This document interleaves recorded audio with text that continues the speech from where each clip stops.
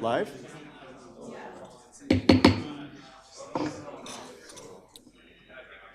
Okay, I'm going to call the regular council meeting to order. We are live. At least that's the thumbs up I got from Legislative Services. This is the March 25th regular council meeting.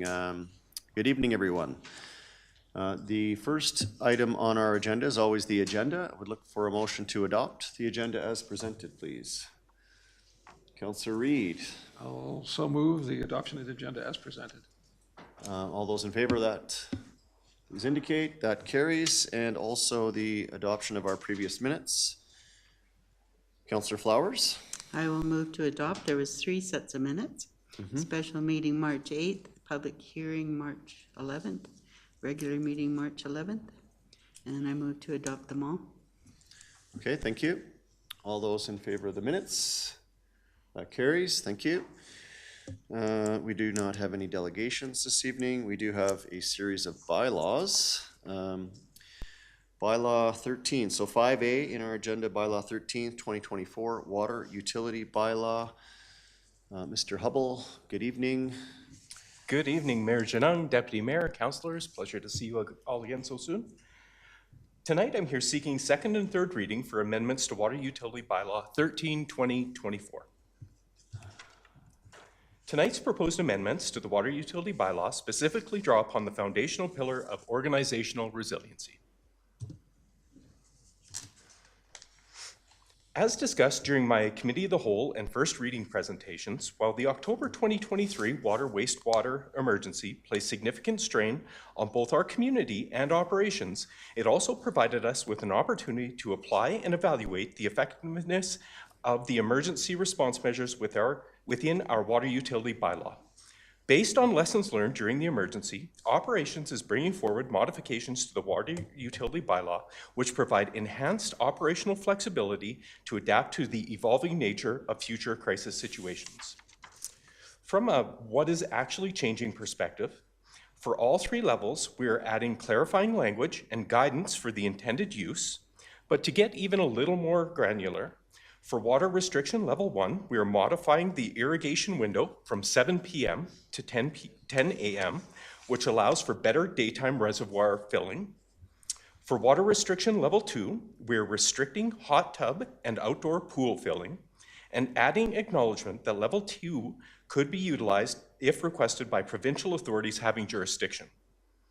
And for water restriction level 3, we're introducing flexibility to allow domestic bulk water sales if conditions permit, and introducing language which allows operations the flexibility to tailor restrictions to meet specific emergency requirements.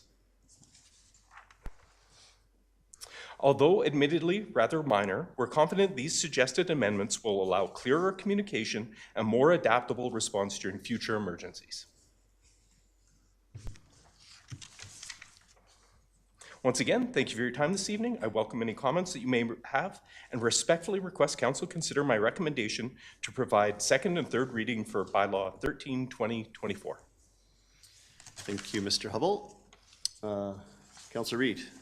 I would move First. Option 1, that Council give second and third reading to Bylaw 13, 24. And I have a question if I could. Okay, we'll just accept second reading at this time. Yeah, just second reading, yeah. sorry, yeah. So with level 2 then, the mayor will not be able to fill up his pool? Is that, just to be clear? Through the chair to Councillor Reid, if it's an outdoor pool, then no, he wouldn't be able to. Okay, well, I think it is an outdoor pool. Asking for a friend, is that what you're Thank you. Councillor Nagel. Just to clarify on the prohibition of outdoor use, the phase 2, is this something that would be, because we've been talking about water a lot and Alberta Environment was here last week, is this something that we're looking at doing like on a long-term basis for an entire summer? Or is this just in response to like water line breaks where we just do it for 3 to 7 days or something like that? I would, through the chair, Councillor Nagel, I would say it could be either. In the event of an extreme drought where we recognize we're having issues with, say, our reservoirs or the water quality in the Bow River had degraded to a point where we were worried about water usage, the Alberta Environment probably spoke a little bit about in-stream objectives, and that's temperature and cloudiness of the water. We would, in partnership with our peers, our other municipalities, apply, say, a level 2, which we would call level 2. We could do that for an extended period, but we've also utilized level 2 for when we had issues where a contractor had struck one of our lines in the community. So we put level 2 on. It wasn't an emergency, but we knew that we needed to stop utilizing water. So it's a little bit of both, but we could utilize it for a longer period, yes. And how will it be decided if the water is shut off for an extended period of time, if we enter level 2? How would we decide? Yeah. We'd make a call based off of, there's certain triggers for level 2. A lot of it would be the in-stream objectives, so the quality of the water. From a drought perspective, it could be a lack of water in the Bow River, some of the temperatures for preserving the quality of habitat for, say, fish and aquatic species. Internally, or in the town, if it wasn't related to the water or drought, we'd make a call based off reservoir levels primarily.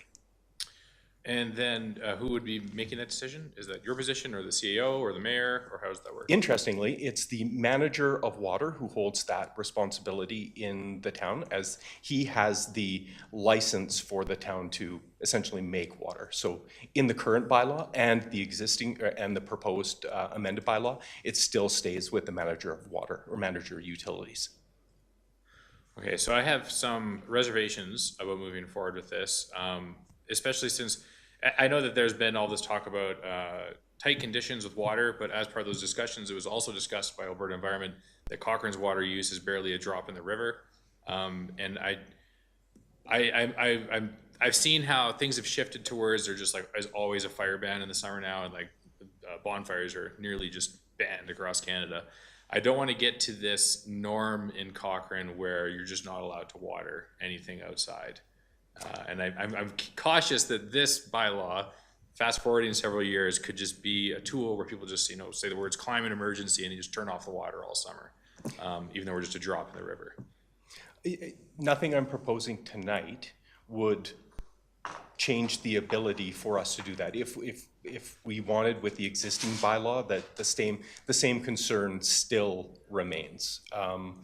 We're in this proposed amendment for level 1, we're actually considering opening up the irrigation window to irrigating more. So we're taking a very data-driven approach to making these calls. It's not because of public perception we're not making these calls. It's based off of data. So am I misunderstanding this bylaw? We are not creating new rules to give the municipality new powers to turn off outdoor water? Yeah, those powers exist already. Okay. This is giving us some more flexibility based off of things that we learned during the emergency. Things like we had domestic bulk water haulers, so people who get their water from our bulk water station. In our level 3 currently, we have to shut off or cease bulk water hauling or stop. In the proposed, we're actually allowing the possibility of ourselves to make that call to provide that service for domestic reasons.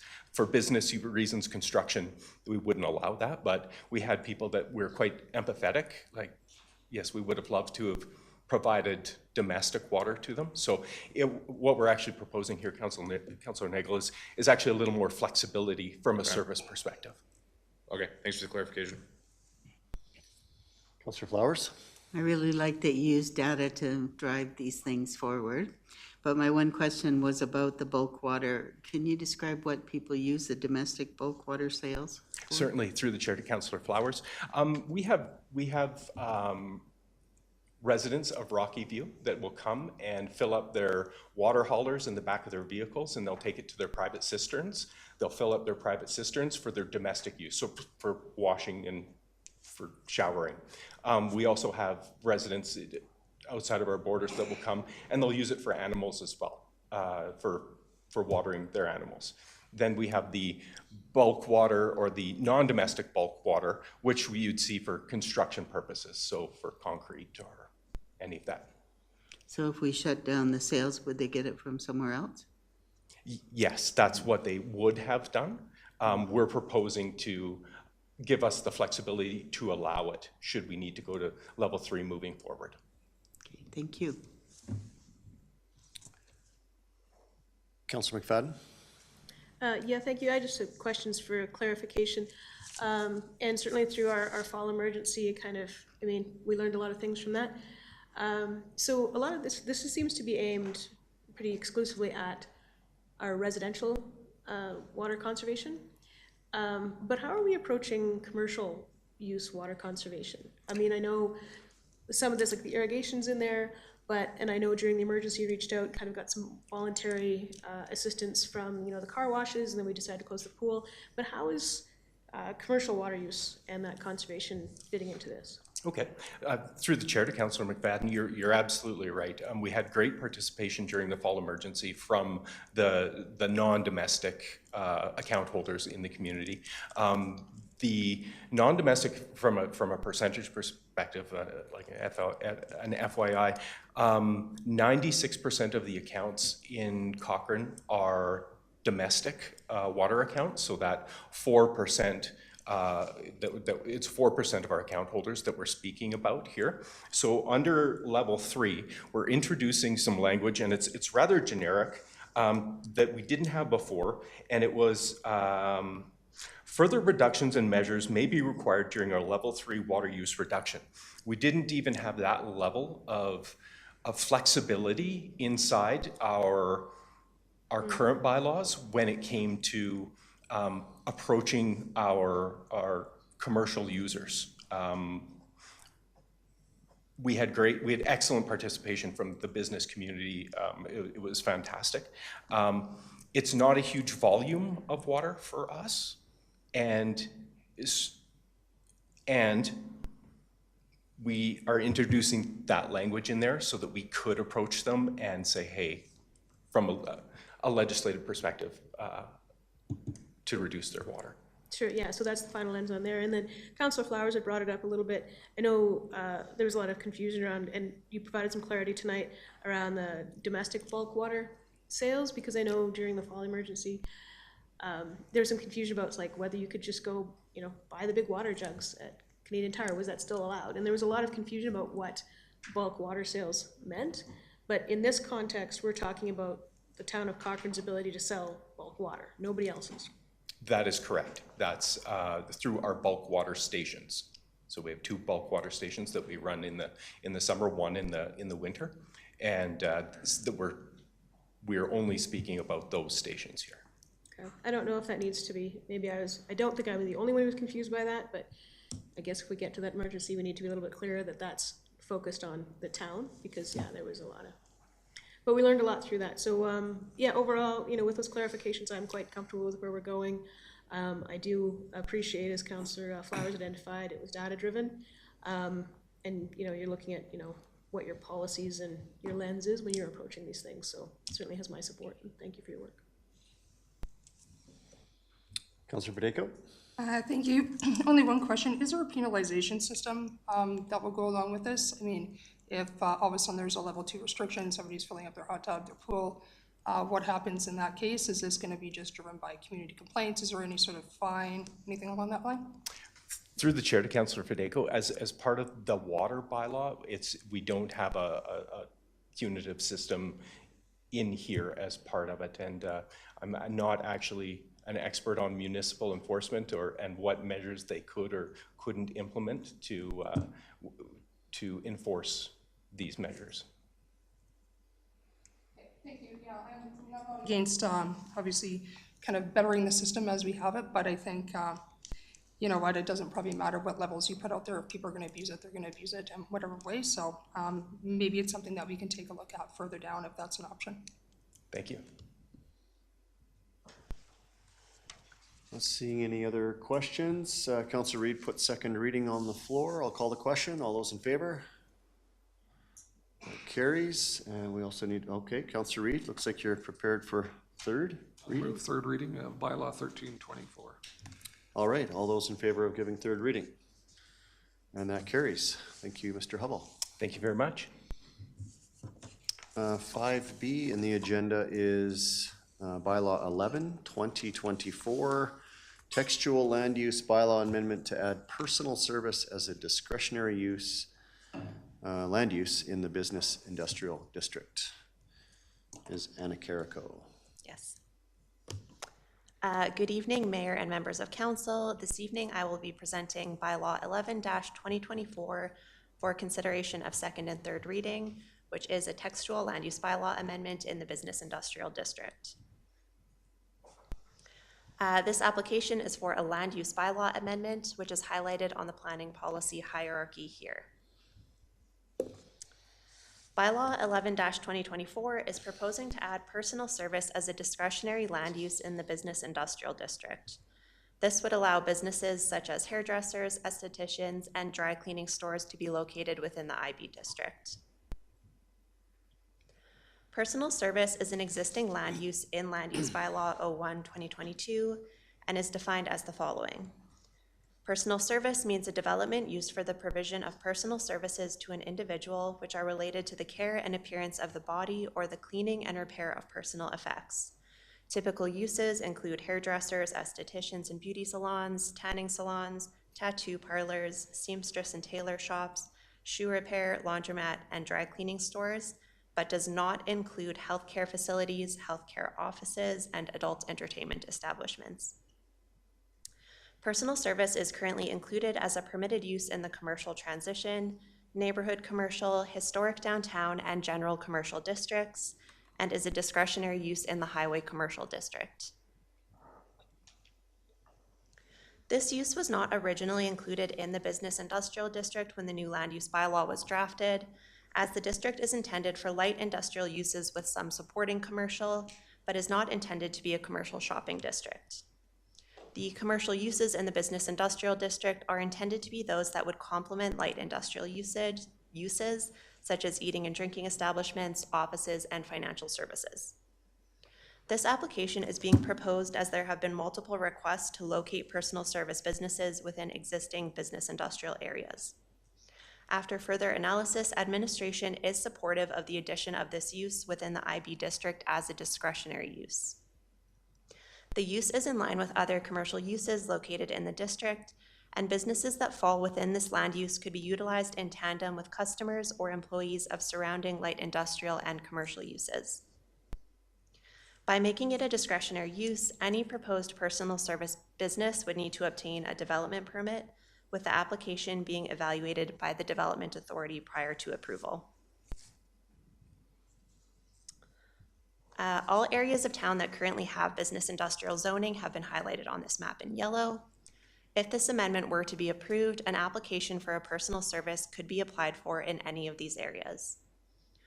All owners of existing business industrial parcels were circulated this application for comment, and no questions or comments were received. There is currently interest in locating a personal service use in the development along Griffin Road, marked with the red star on this map. So we also circulated this application to all owners adjacent to that specific parcel, and there were also no concerns received from that circulation. As mentioned, if this application were to be approved, the adjacent owners would also be circulated the development permit application when it comes in. Administration is recommending that council give second and third reading to bylaw 11-2024. That concludes my presentation, and I'd be happy to welcome any questions. All right, thank you. Councillor Flowers. I would like to move second reading for bylaw 11-2024. I have no issues with this, and I think if it helps the businesses find a place to be in Cochrane, it's a good move. Thank you. Okay, thank you. Don't see any other lights on. Looks pretty straightforward. Okay, I'll call the question. All those in favor of second reading? Carried. Councillor Flowers, you wish to carry on with third reading? I will then move third reading of this bylaw 11-2024. All those in favor of third reading? Carried. Thank you for your presentation.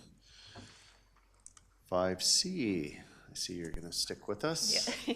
Okay.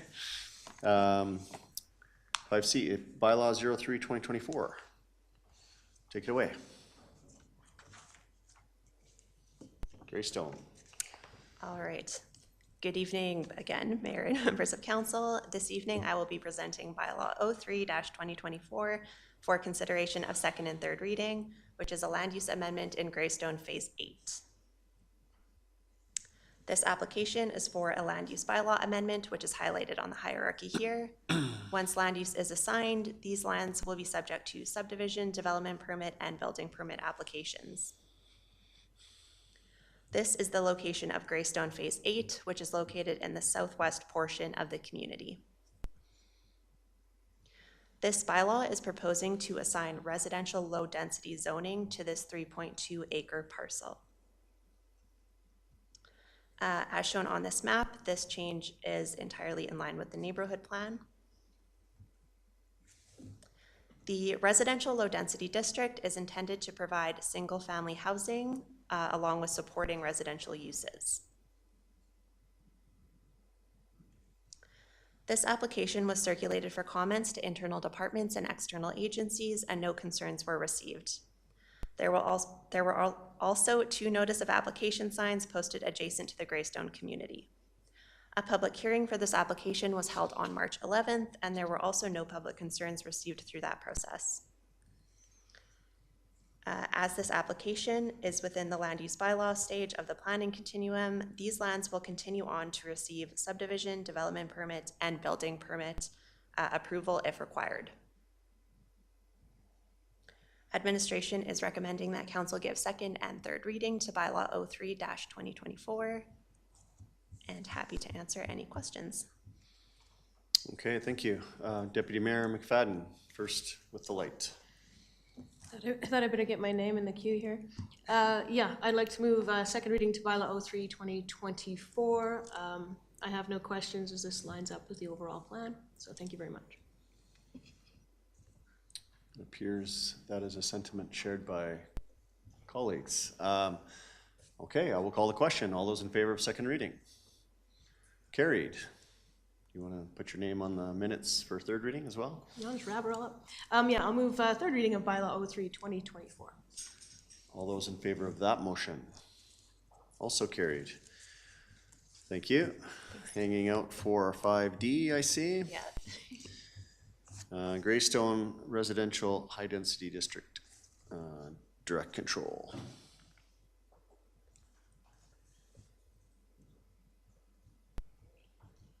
Bylaw 08.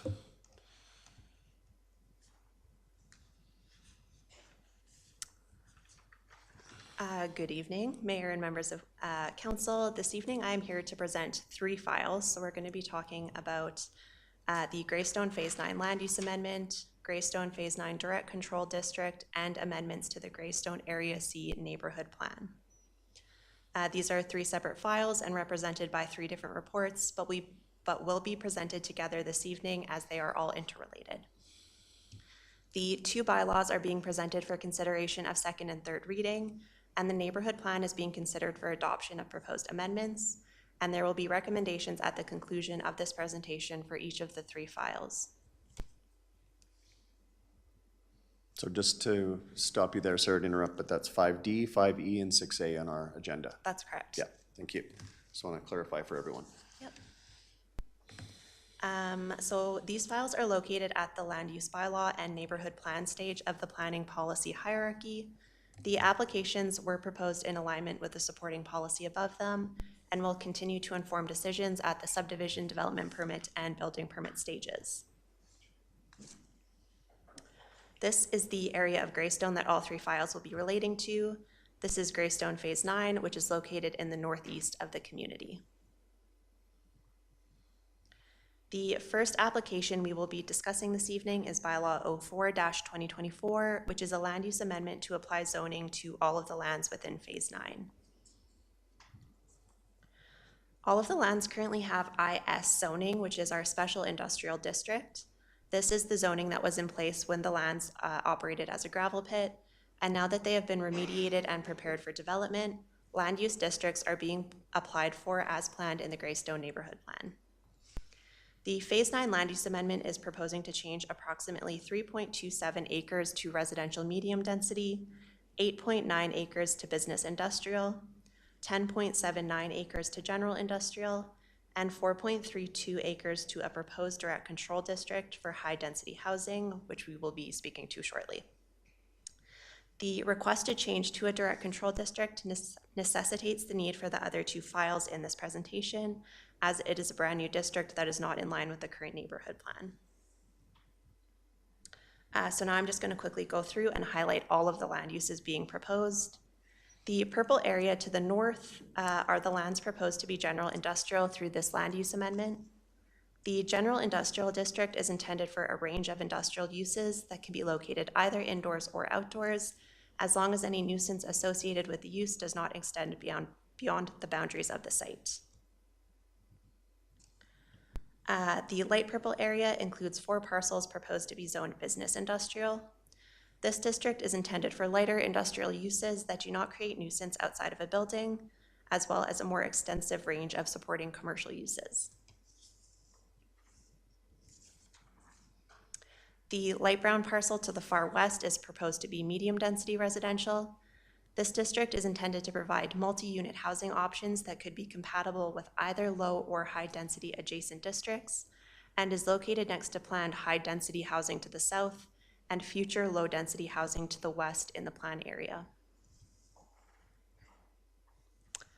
All of the land uses just discussed are in line with the approved Greystone Area C neighborhood plan as shown on the map to the right. However, the last parcel in phase 9, outlined in yellow on both of these maps, is being proposed as a direct control district for high density housing. And this is not in alignment with the neighborhood plan, as it was originally planned to be zoned business industrial. And that brings us to the second application I will be speaking to tonight. Bylaw 08-2024 is an application to create a new direct control district in the land use bylaw. So this direct control district will be used to facilitate the development of high-density multi-unit dwellings with a reduction to the required number of parking stalls provided and minor changes to parking stall dimensions and building frontage regulations. And again, this proposed direct control is located on the darker brown parcel outlined in green on the screen. This is a draft site plan that was provided as part of the application for the direct control, showing the intended type of development for the site. This site plan is not part of the proposed district and would not be approved should the proposed district be approved, but is just a draft meant to provide an idea of how regulations in this district could be applied. A formalized site plan is required at the development permit stage, where it is assessed for compliance with all relevant regulations in the land use bylaw. The intent for this site is to provide high-density multi-unit dwellings and is being proposed by the applicant in response to a demand for more high-density housing options in the central portion of Cochrane. The plan indicates the intention for 2 6-story buildings on the site, with a single level of underground parking under each. The proposed direct control district would be titled DC03, which is the Greystone Residential High Density Direct Control District. DC03 is based off the existing residential high density district from the land use bylaw and contains all of the exact same regulations from the high density district with 4 exceptions. Administration would like to note that while these regulations are being applied for through a DC district, all can be accommodating in the existing RHD district with variances. The first regulation, which is different in DC03, is that for building frontage.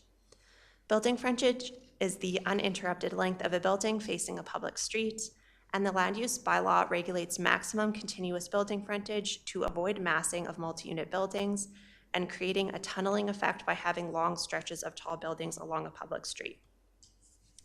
In the existing residential high-density district, the bylaw places a maximum of 45 meters for continuous building frontage, and the proposed direct control district is looking to increase that maximum to 80 meters, which would represent a 78% variance to the existing regulation.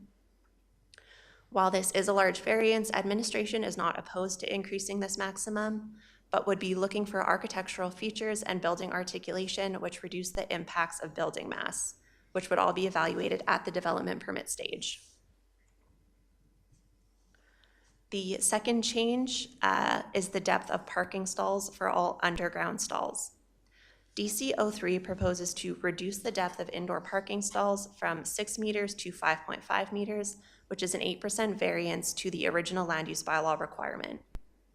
The proposed district also reduces the width of drive aisles only for underground stalls from 7.1 meters to 7 meters, which is a 1.4% variance to bylaw requirements. These changes are being proposed to allow more parking stalls to be located underground, which can reduce surface parking and maintain density on the site. These are minor changes which will not materially impact the use of the proposed development. However, approving the variances at this stage means that we do not have detailed parking plans showing turning radiuses and maneuverability to base a decision off of. The final change that differentiates DC03 from the existing RHD district is a decrease to the minimum parking stall requirement. The land use bylaw requires a minimum of 1.5 parking stalls per unit for all multi-unit dwelling developments, and DC03 is proposing 1 parking stall per unit, which would be a 33% variance to the regulation. The reduction in parking from 1.5 stalls per unit to 1 stall per unit is the most significant change being proposed through this direct control district, so a parking study was required by administration with the application. The parking study submitted by the applicant provided case studies of parking needs in other municipalities in Western Canada and also analyzed the site in terms of its location within town and available transit options. The study concluded that based on case studies and the context of the parcel, 1 parking stall per unit would be sufficient for the proposed development. While administration is in support of promoting alternate transportation options in new developments, it is believed that the parking stall count of 1 stall per unit will be too low to properly service a multi-unit development of this size. There is administrative support to lower the required parking stall count to 1.25 stalls per unit, as the central location of the parcel within town, proximity to an employment center and retail options justifies lower parking requirements than that of developments in communities outside of central Cochrane.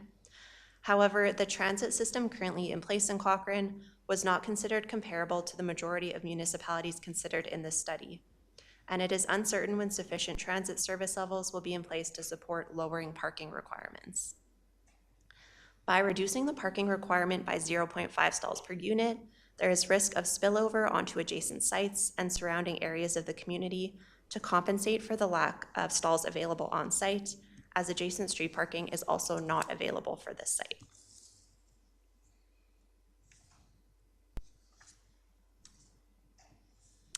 So this table provides a summary of how many parking stalls would be provided at each of the rates being considered, assuming a total unit count of 196 as shown on the draft site plan. Please note that all of these numbers are exclusive of visitor parking, which would be provided in addition to these numbers at the full rate of 1 stall per 6 units. The direct control district is proposing 1 parking stall per unit, which would result in 196 stalls, which represents a 33% variance and would provide 98 stalls fewer than what the bylaw requires. Administration is supportive of lowering the parking ratio to 1.25 stalls per unit, which would result in 245 tenant parking stalls and represent a 17% variance and 49 stalls fewer than the bylaw requires. 1.5 stalls per unit is the minimum required by the land use bylaw and would result in a total of 294 tenant stalls. There are some mechanisms that can also be used to address the minimum stall count required, which could include a shared parking agreement to provide additional parking stalls on a nearby site, adjusting unit ratios for the proposed buildings to provide fewer multi-bedroom suites, and providing additional above-ground parking facilities. All of these things could be accomplished within the RHD district and could be addressed at the development permit stage. Administration is in support of this parcel being zoned residential high density rather than business industrial as contained in the current neighborhood plan. However, the creation of a direct control district to achieve this is not supported by administration. The land use bylaw requires that a direct control district only be used for those sites with unique characteristics, unusual site constraints, or innovative design that requires specific considerations that are unavailable under any other land use districts. It is the opinion of administration that there are no characteristics of the proposed development that cannot be accommodated in the RHD district with variances. There are no topographical concerns or surrounding development which create site constraints that cannot be addressed through the existing district. And we do not currently have formalized site plans that show there are innovative design features that could not be considered within the RHD district.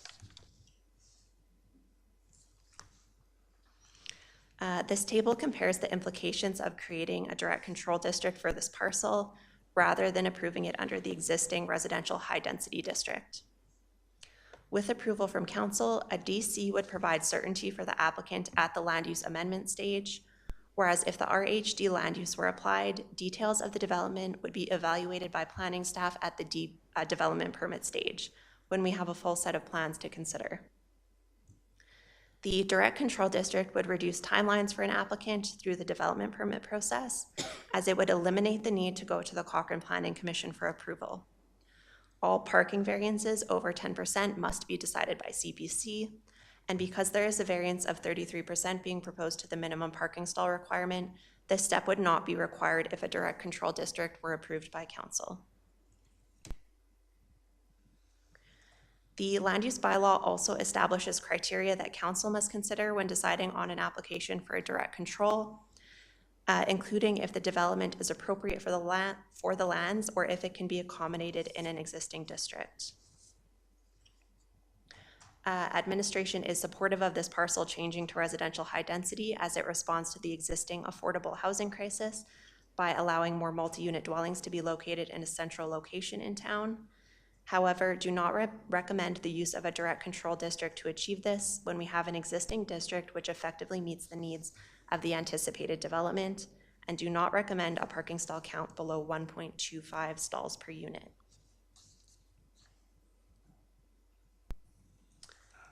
In order to address the proposed change to direct control, the applicant has also submitted an application for a neighborhood plan amendment, which is the third application being discussed through this presentation.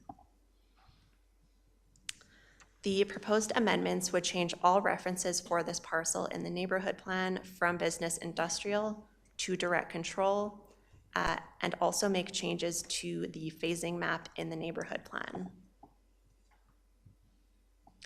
These maps show the proposed changes to the phasing plan. The proposed changes would reduce the number of phases from 12 to 10, which significantly increases the size of phase 10, would add one parcel to phase 9 that was not originally included, and would move a park space originally included in phase 8 to phase 10. Administration believes that changes to this phasing map are still in line with the original intent of council direction regarding phasing in the neighborhood plan.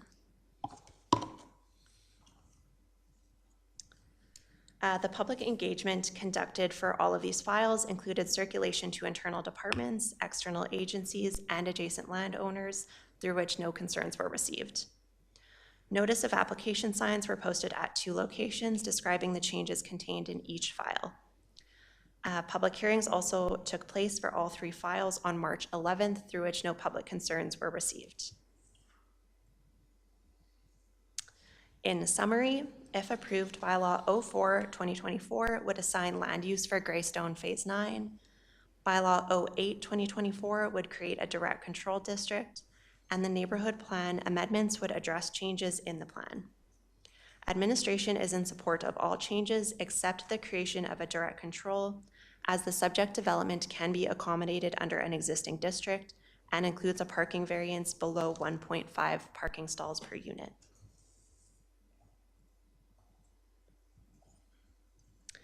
As mentioned, these changes take place at the neighborhood plan and land use bylaw stages of the planning continuum.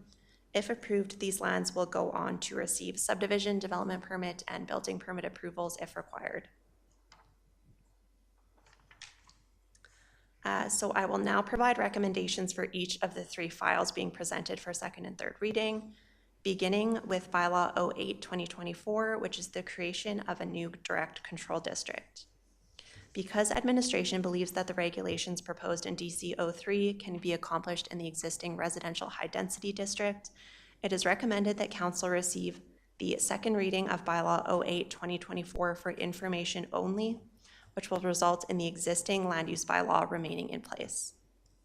I would also be happy to accept questions at this time before moving on. Okay, thank you for that. Just to highlight what Ms. Anna Carrico said about the recommended action. Generally, we'd give second reading, third reading. Administration is recommending second reading for information for the reasons that Joelle outlined. Okay, Councillor Federico?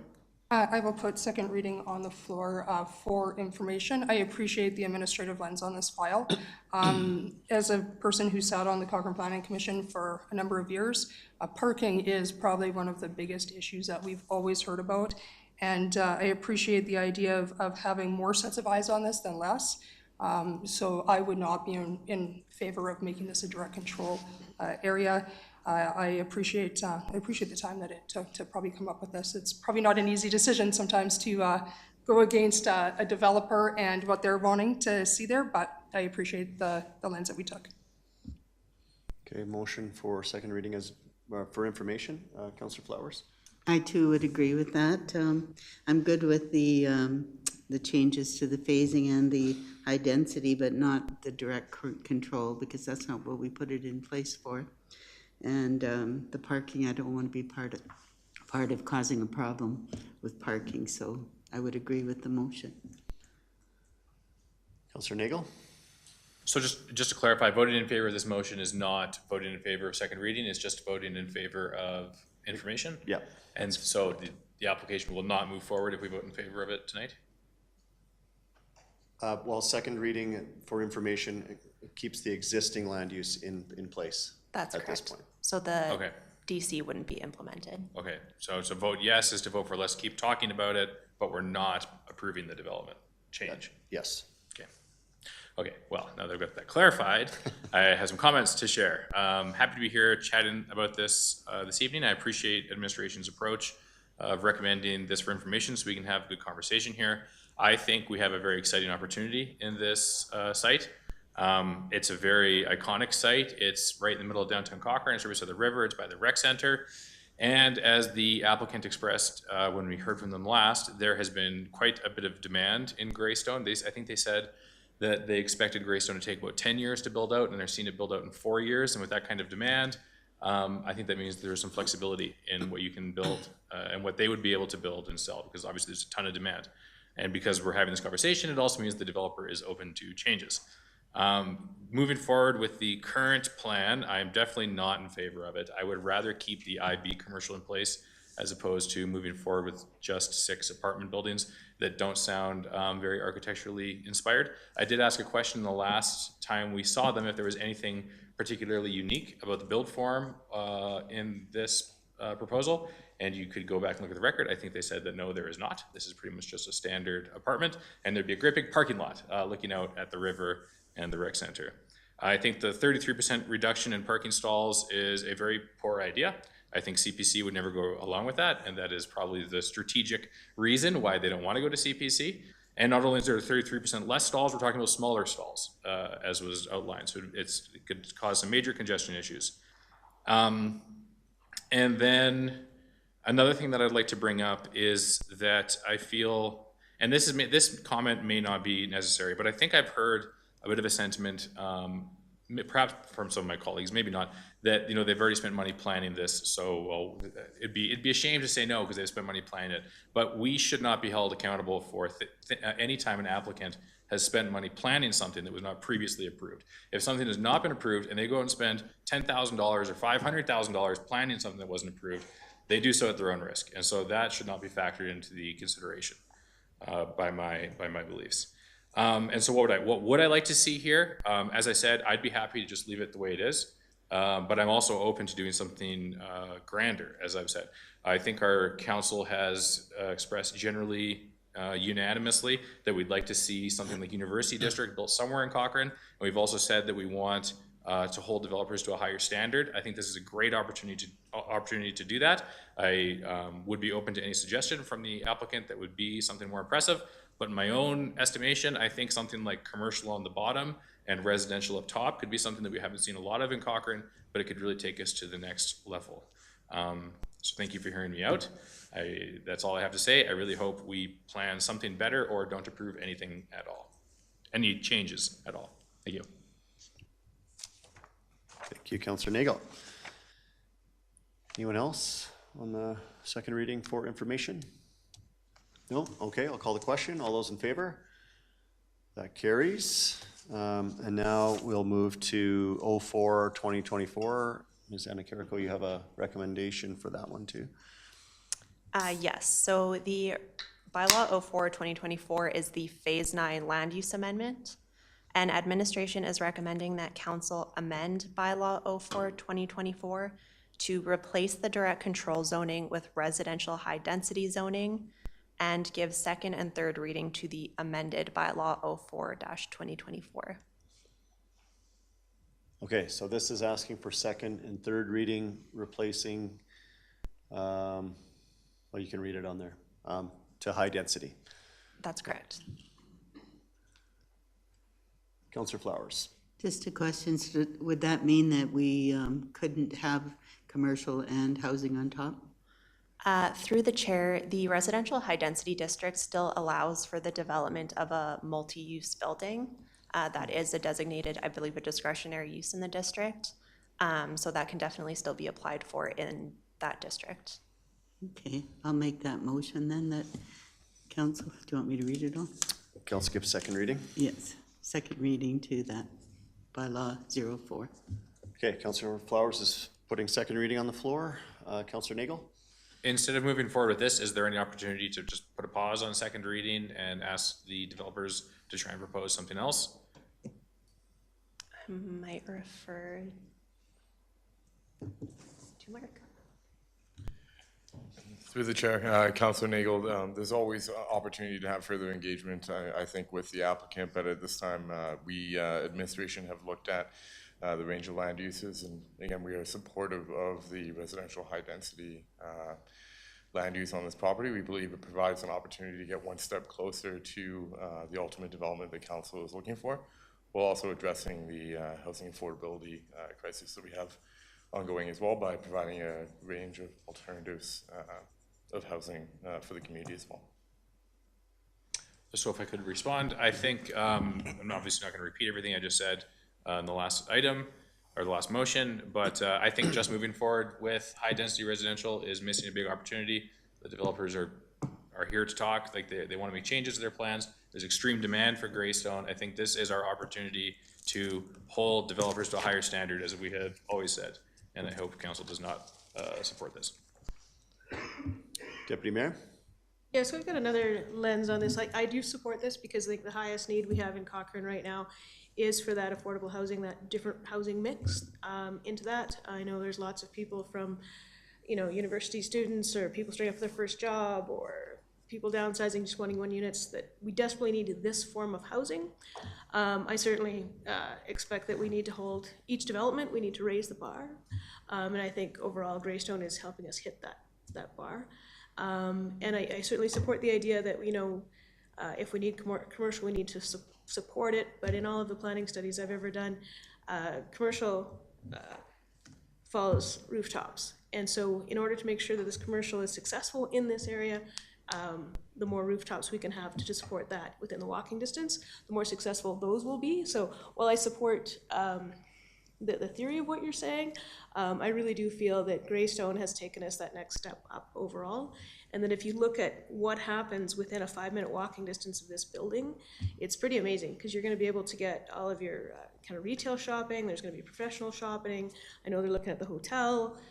You have an amazing rec center 5 minutes away. So I think if you just back it up and look at the whole picture, it's hitting kind of that next step as we kind of move towards something. I know we all got excited about the University District, but at the end of the day, this supports what I think our greatest needed, which is housing with that housing affordability. And you know, Greystone's come on board with the live, work, play idea, which I certainly support, and the ability to support the commercial that's already going to be there is key. I'm glad we're moving in this direction instead of the direct control. I was open to the argument, but at the end of the day, Cochrane is still a rural environment, and the #1 complaint we have around managing density is traffic. and parking. And so to have set ourselves up for that headache seems short-sighted and in the extreme. So I'm comfortable with where we're landing and mostly coming at it from the lens of we need this type of housing and we need it yesterday. Councillor Federico? On this one, I kind of do agree with Councillor Nagel on this one. I'm just wondering if we did hit a pause on this, what does it look like from, I guess, from the developer's point of view? If we just say pause, is there any sort of consequences or anything along that line that we should be aware of? Yeah, through the mayor, Councillor Federico, there's always potential for putting a pause on it to trigger a bit of a rethink entirely on it. So I would say that there's definitely consequences. I think it would hold up, most importantly, access to additional housing at a quicker pace. And I think to Councillor McFadden's points as well, it does provide an opportunity to increase density in the area and help move the market-driven forces in a direction that would help support increased interest in commercial development in the area as well. Yeah, this is a tough one for me because I can see both sides, and just to be clear, it's not affordable housing, it's just more housing options. These are not necessarily going to be low-income affordable housing, because I think some people will get confused by that. And I do agree that we have talked about as a council for probably since the beginning that we want to hold developers, we want to put those standards up high, and I do kind of feel like sometimes we end up slacking off and it seems to be the same old that we see out there, and I don't want to continue that trend. So it's not that I'm not necessarily in support of going to high density, I just want to maybe see what the options are, what the build form is going to look like before I necessarily give it my full support, I think, at this point. And Greystone is already moving fast, and I don't necessarily think that having a whole community develop in 4 years is necessarily like, yay, we developed it in 4 years versus taking some time and actually thinking of what we're wanting to put there, because once it's built, we're not getting rid of it. Councillor Nagel? Yeah, thanks for your comments, Councillor Pacheco. Like, part of my strategy is just to say, I don't love what I see here. If you show me something I do love on behalf of the residents, I'll vote in favor of it. And I'm prepared to say no, because you can always just do the IP that's currently approved. And I feel like I want to put it back to the developer to earn my yes vote, not to just show up and say I want to build this and then get the stamp of approval. Thank you. Well, maybe insert some of my comments here. I think, Councillor, we're diving a little bit too deep into what we think the building's going to look like when we're really here to approve land use. And I think Councillor McFadden captured it well in her comments about the types and the form. And Councillor Nagel, I think the ability to have the potential for commercial on the main floor, like you suggested, is in this high density district. It's a discretionary use, but we're really, I mean, other than if we're going to go to a direct control for something else, then that's really the only time we have the opportunity to get into the details specifically as a council. So I'm more in favor of applying the high density here. We know what types of built form can go within that. That is why we have the land use, and as far as rushing to the end of this, I don't see that as this. This is just simply putting a land use there that we agree with. And I don't really want to repeat everything that you said, Councillor McFadden, but I agree. It's the density we require. The commercial is adjacent. All of the amenities. I think Greystone have done a good job in that overall neighborhood in capturing a lot of the things that we're talking about. Will it be exactly as a university district? Perhaps, but though I think what we're doing here is allowing a land use to go out in that area, which I think is way better than the IB that is there now. I fear that if we risk leaving that, it will simply just turn over as it's zoned now into something that we really don't want. And I think we want the high density more than we want the small industrial right around that pond area. So I'll be voting in favor of the second reading of the high density in this district. I don't know if that helps. Mr. Mayor, if I can, just for council's benefit, I appreciate there's a lot of discussion about high density and DC, but I hope council can recognize there is also the other land uses that are considered in this. So the balance of the area, the medium density, also the business industrial, as well as the general industrial. So it does encompass that whole area. So while I appreciate most of the focus is on that one area, it does include other areas as well. Yeah, thank you, Mr. Hyndman. That was kind of the point I was trying to make about the zooming out with the whole neighborhood, and I think that's what Councillor McFadden was referring to as well. Okay, anyone else? No? Okay, I will call the question. All those in favor of second reading? Those opposed? It's a 4-2 by my math, and that passes. Thank you. We need a third reading. Councillor McFadden, Deputy Mayor, sorry. Yeah, thanks. I will move that council give third reading to Bylaw 04/2024 with the amendments to replace the DC with residential high-density zoning Okay. as read. All those in favor, please indicate. Those opposed, and that carries.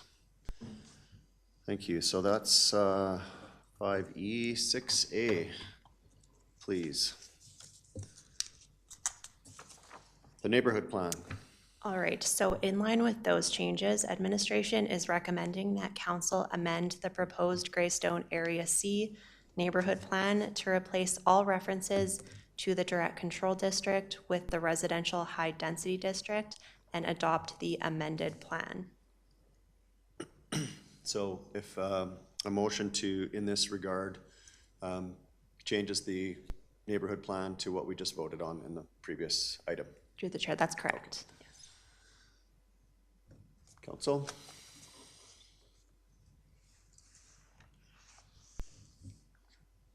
Councillor Reid, thank you. Begrudgingly, I see that. the council amend the proposed bylaw as presented and Greystone Area 3 neighborhood plan amendment. Okay, so as written, any conversation around that? Not seeing any. All those in favor of that motion? Those opposed? And that carries.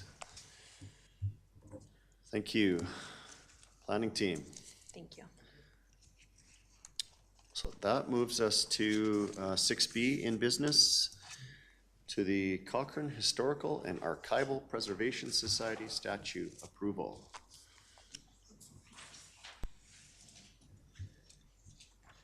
Good evening, Ms. Mr. DeLore. Mayor and Council. Good evening. I'm here this evening to seek endorsement for the wood sculpture installation. I'm just going to pull up the picture here quick. So I'm seeking endorsement for the wood sculpture installation in the Cochrane Ranch as previously presented by CHAPS. This project involves placing a 6.5-foot tall carved wood sculpture on top of a stump near the museum garden. This statue presents a unique opportunity to educate the public about our local ecosystem and historical significance by including a great horned owl, sandstone quarry tools, that's a hard word for me apparently, Cochrane bricks, and a cream can. CHAPS will cover the design and construction costs with long-term maintenance costs yet to be determined. Should this project receive your endorsement, administration will collaborate with CHAPS to finalize an agreement and assess potential long-term maintenance needs. This project aligns with Council's strategic objectives, enhancing our open spaces and reinforcing our community's identity. The two options being presented this evening are option 1, Council endorses the CHAPS wood sculpture installation, or option 2, Council can provide administration with further direction. And thank you for your consideration, and I'm happy to answer any questions you may have. Okay, thank you. Council, motion. Councillor Reid. Yeah, I would move that council endorse the CHAPS wood structure installation at the ranch. We had this presentation earlier, and I think it's a great initiative, and I'm grateful to that organization, as I'm sure the mayor will summarize, for all their hard work. So, and thank you for your efforts in working with them. Okay, Councillor Reid's got the motion on the floor. Councillor Flowers. I too am in favor of this project. I think it's amazing and it's a good benefit to the town of Cochrane. Thank you to all the volunteers that have worked hard to put it together. Deputy Mayor. Yeah, I just wanted to also say thank you. It's such a great idea, and I'm glad you shared it with us, and we can do whatever little bit we can to advance it, and I'm looking forward to seeing it unveiled. So anyhow, I love this project, and thank you very much. Councillor Federico. Thank you. I can't imagine why we wouldn't endorse it. So yeah, my support, absolutely. Okay, well, in summary, on behalf of council, no, just thank you to the CHAPS organization for all you do for our community. I think it's an excellent use of a stump, obviously, to turn it into something like a work of art like this. I look forward to, as Councillor McFadden said, to see how it turns out. So easy to endorse. We'll call the question. All those in favor? That carries unanimously. Thank you, Ms. DeLorme. All that waiting. There you go.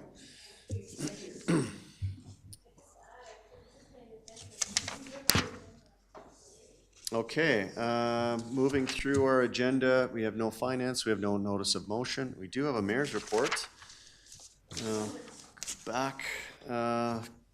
Yeah, I did not give a mayor's report at the March 11th meeting. So, a couple of things have happened since then. An update on the Bow Valley Corridor Alliance. That is the group of us that form the Bow Valley region for the rail project. So I did have a meeting with the Lyricon proponents that have that unsolicited proposal with the province. Gave an interview with the Financial Post. There's an article out recently within the last week that outlines the project very well. We had a bit of a planning meeting. There's some correspondence going back and forth between the mayors on what it is that we should do to endorse moving this project forward. There's a lot of studies being proposed by Alberta Transportation, and some of the conversation I had with the Lyricon group is their feelings are that some of those studies omit some of the important pieces to study what the the Calgary Airport Banff Rail project actually needs. So that's really the reason for the correspondence going around, is whether or not, how do we feel about that being included with that. So we're kind of urging the provincial government to please include that bit in the study so that they can answer some of those questions. Seniors on the Bow, Councillor Flowers and I were at the Seniors on the Bow coffee with the mayor. A lot of good discussion there. There's 35 or 40 seniors. So good interaction there. I did have the opportunity with Mr. Derricott to go to Edmonton to the Alberta AB Muni's Spring Caucus. Had a really good meeting with Minister Guthrie. A really good meeting with Minister of Municipal Affairs. The topics of discussion over the day and a half. Generally, I find some of these to be a little more conducive to some of the smaller communities. They're seeming to streamline some of their content now to be a little more specific to mid-sized communities such as our own. So some of the topics included drought and water and the municipality's role, which we had an excellent update from Alberta Environment last week. But really the takeaway for me on that one was the Edmonton region had a water crisis similar to our wastewater incident. And it was an EPCOR facility, and that one of the individuals from EPCOR's leadership team was at the meetings and gave a bit of a rendition of how those communities went through that, and it was eerily similar to what it was that we went through as a municipality, except we were all alone in it. It wasn't a regional effort, it was more just the town of Cochrane, and we could easily have been giving that presentation from our administration on how our municipality handled our crisis. And so my takeaway was excellent work again on the wastewater and water crisis internally. So grateful for that effort again. Also a really good session on the dynamics of the political environment. They had the former Coots mayor that dealt with the blockade during COVID and the impacts on their community, which I think was for me a little bit of a different lens to look at that whole situation where we heard in the news a lot about the blockade and all of the reasons for it, but that really had a lot of impacts on the community that was right next to that, and how they dealt with response for EMS and fire, and just trying to get their municipal work done in the midst of all of that chaos going on. So that was very moving, and that was an excellent presentation with a follow-up from Brownlee and the communications expert Ben Proul. So that another really good session. Then obviously into minister dialogue, which we're all familiar with, but of note, Minister of Health referenced the recent changes to the MFR program, which we are a bit of a benefactor of, and then mentioned the nurse practitioner announcement. If you recall, we had the nurse practitioner come forward with an application and hoping for the shift in funding. That's still stuck at the provincial level. But the minister said that within the next week or two, she had hoped that that would be moved along. So hopefully that application can move and we can see that in our community. Minister Nixon, I got up to the podium or the microphone and asked about seniors housing. While not receiving a direct answer, he said that we should be receiving a letter one way or the other in the coming weeks. So we keep our fingers crossed on our Big Hill Lodge. Minister Schultz, talked to her about not only water and drought, but also wanted to follow up with a meeting with her with everything that we have going on. So secured that for April 12th. And obviously the Premier's remarks. And then lastly, Minister McIver, just a couple things.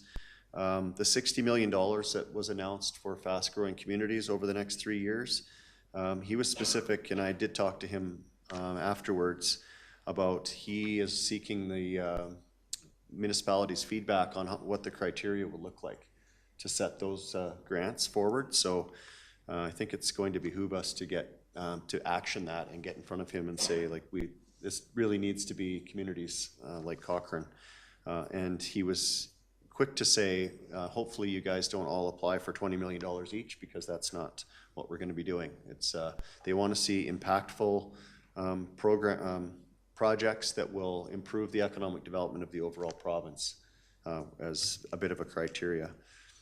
We did share the feedback on political parties in municipal government.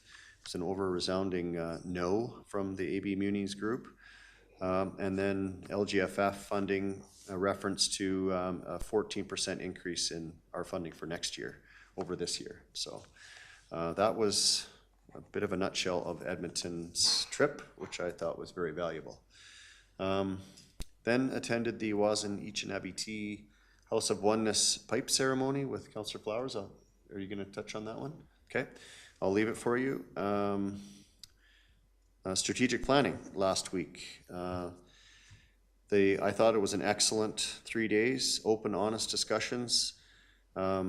We started with a bit of a reflection of going back, which I thought was very well done by administration to remind us of over 300 projects that administration actually could tie to council over the time that we've been in office since 2017. And then the group got together and we did not come up with 300. We couldn't remember all of them. And it was an interesting exercise to kind of go back and trigger in many ways, good things and bad things with some of the things we've dealt with over the past almost 7 years. Then we got into a really robust conversation around finances, funding mechanisms, project prioritization, which then had a funnel of alignment to our strategic plan, role of the municipality in that project, and then funding expectations. Is that funding for the community to dive right into, or do we have expectations outward of funding from external parties? So, and then further into essential, required, and discretionary. So almost, as I said in my State of Cochrane address, almost $1 billion of like to haves and needs to have in the next 10 years. And the takeaway at the end of that session was that administration's coming back with a draft 10-year capital plan and a funding strategy to a committee of the whole meeting, which I really, really look forward to seeing. So thank you for those conversations over those days, and really appreciated that time together. Lastly, I'll just talk about Craft Hockeyville. I don't know if anyone's, oh, we're all wearing them. Craft Hockeyville. So I've been like, with all the other things going on, you can imagine we want to win this $250,000. I was on CTV Morning News with the CEO of the rec center. I think that was last week. Feels like a month ago now. Did an interview with the Eagle last week and this morning. Cochrane Now was in my office doing a radio bits with, again, this is all in partnership with the rec center. CTV Sports came out to the original arena, and we were on the evening news. that evening. That's what evening news is. And then Wild 95.3 radio in the city, it's a country station, I understand. And then last night at the Flames game on the Jumbotron between the second and third period, promoting Cochrane with the Minister of Tourism and Sport, which was a last minute call to action. So there's been, and then today on XL 103 radio, and tomorrow morning on Breakfast Television nationally, live on Toronto at 7:20 in the morning from the rec center. So there's been a lot of media attention on Cochrane, which I think has been excellent. There's a rally on Thursday, the 28th. You can go online, here it is, 4:30 to 7 at the Cochrane Arena. Get registered on the Craft Hockeyville website to vote. You can vote as many times as you like. And let's push Cochrane over the finish line to win Craft Hockeyville. I like the support we're seeing administratively and throughout the organization and community. But $250,000, the original arena turns 50 this year. So it's an interesting way to celebrate our heritage there in that what we call the old barn.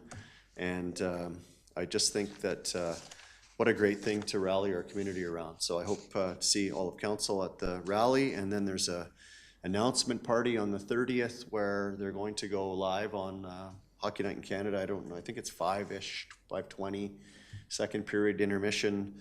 The 4 communities will all be live, and then it'll go to the winning community. So get out and support Cochrane in pushing us over and bring that Craft Hockeyville back to Cochrane after Alberta. So a vote for Cochrane is a vote for Alberta, which has been 10 years remiss from the Hockeyville prize money. So that's a snapshot in the last couple of weeks from the mayor's seat. Deputy Mayor, you have a report. I do. I just wanted to give a shout out to a couple of the organizations I cross paths with. As everybody knows, I represent council on the Cochrane Tourism Board. So they've made some it's been a busy time the last couple of months. I think I've already mentioned they did their strategic plan. I think it was last month. This month they just elected their new board and also kind of celebrated a bit of handing over the reins from Joanna Ocherek, who'd been the executive director for a number of years and put a lot of momentum and energy behind it, to their new executive director, Glenda Caulfield, who's also an amazingly bright lady who's got lots of brilliant ideas, and the board is, I think, reinvigorated and will continue their great work. So that was last week. Also a shout out to Innovate Cochrane, who their last Innovate session at Found Bookstore, which is always great, was an innovation on reconciliation, a call to action. And so that was a really great session to have some discussions there and kind of understand about how, the truth and reconciliation and how we start to kind of live and evolve that, and maybe the space for innovation in that. So that was a really great session. And then looking ahead to tomorrow, I always feel bad because the Parks and Rec meeting always fall on the last Tuesday, and by the time we get around to council, I forgot to update. So just looking ahead at tomorrow's agenda, I'm really excited with that committee. It's really well supported by administration right now, and so they are actually going to be spending a good portion of tomorrow night's meeting working through Envision Cochrane as a key stakeholder group. And other updates there. So that's kind of the 3 items I wanted to highlight. But yeah, March is always a busy month. March Madness. Councillor Federico? Yeah, I've been asked why I wasn't here at last week's meeting, so I wanted the community to know that I finished off my actual last course for the Elected Officials Education Program, which gives me, it grants me to be one of few councillors anyways throughout the province that ends up getting a certificate from Augustana University, because I completed all 7 courses now. And funny enough, it was actually on strategic planning, which obviously I wasn't at. Then I attended RMA because it also fell in line with the Rural Municipality Association. So it's the first time I've ever gone to RMA actually. And it was interesting. I mean, obviously you're talking about a much smaller population base, but some of the takeaways, they had a great speaker that talked about the importance of mental health on council members, and just what we can do to support that as an organization. Then I went and I sat through both minister forums, which I found interesting. Lots of talk about EMS, education, funding for communities, And then there was also talk, obviously, about provincial politics getting to come into play for the next election, and what people's thoughts were around there. And then last weekend, or I guess on Friday, I got to attend Boys and Girls Club Cochrane because my kids are part of Lead Up and they had their final graduation. And I have to say, there were a couple of national members that came out. Between 13 youth in our community, they donated over 1,800 hours in volunteerism to our community. So I wanted to give a big shout out to all the youth that were involved because that's an incredible amount of volunteer hours. That's all I have. Councillor Reid? Yeah, thank you. I just wanted to add comments to the mayor's about our strategic planning session, and I said I wanted to express my sincere appreciation to my council colleagues for what Councillor Wilson described as the most productive strategic planning session we've ever had. Personally, I felt the depth of deep discussion and planning clearly to be liberating for those that were participating. So I'm excited about our strategic planning path, and I think it prepares our council for the next 18 months and Cochrane for the future. So again, thank you to my colleagues. I thought it was a really productive 3 days. In fact, as Councillor Wilson said, I think the most productive 3 days we've had together. And as I say, the depth of deep discussion was liberating. Thank you. Councillor Flowers? Yes, it's been a busy couple of weeks. Councillor Wilson was looking for meat and potatoes at the strategic planning, and we had lots of that going on. It was an excellent 3 days, and so many projects coming up. The hard part for me was trying to prioritize which ones we can get started in the next year and a half on council, but I'm looking forward to getting at them. As the mayor mentioned, there was in Inchinabe House of Oneness, had an extremely successful week highlighting Indigenous arts and culture all throughout Cochrane. Big shout out to all the organizers, the volunteers, those sponsors that they had who worked so hard to make it such a success. We did start off with a pipe ceremony that was really interesting to be part of.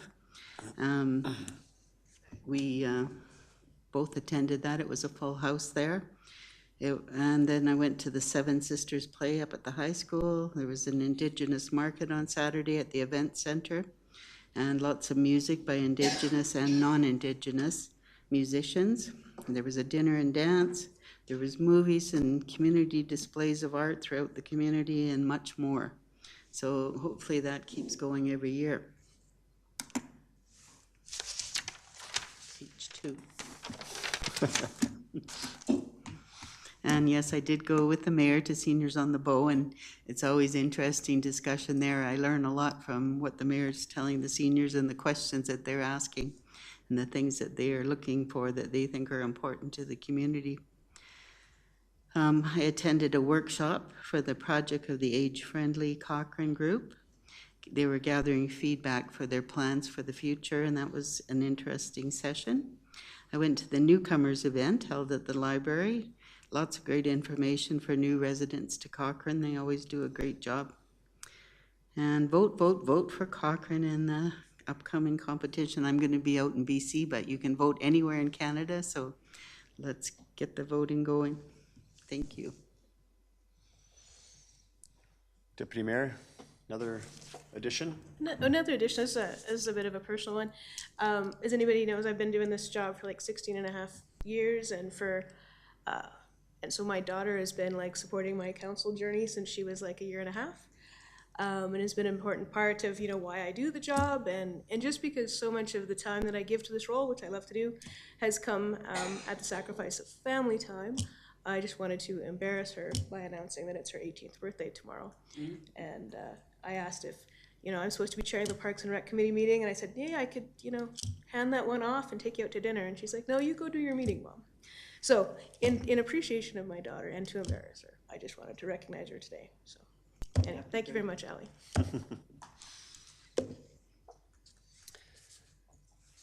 Well, how do we top that one? I know, let's go in camera. One last agenda item is an in-camera item. We need a motion to go in camera. Councillor Reid, all those in favor? That carries. Let's take a 5-minute break we'll just stay in chambers.